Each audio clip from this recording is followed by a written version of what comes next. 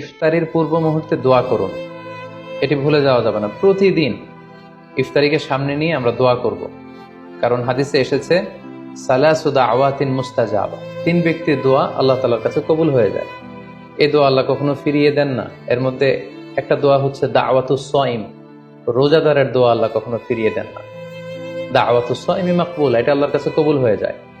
ঠিক ওই মুহূর্তটাতে আল্লাহ তাআলার সফট কর্নার খুব বেশি গ্রো করে, আল্লাহর রহমতের দরিয়ার মধ্যে একটা অভাবনীয় জোশ পড়ে যায়। আল্লাহ তাআলা এই দৃশ্যটাকে খুব দেখতে পছন্দ করে, যে বান্দা সামনে খাবার নিয়ে বসে আছে, শরবত নিয়ে, পানীয় নিয়ে বসে আছে, ক্ষুধায় তৃষ্ণায় সে জর্জরিত, সে চাইলেই সামনে থেকে নিয়ে মুখে তুলে খাবারটা খেতে পারে, কিন্তু সে আমার ভয়ে খাচ্ছে না।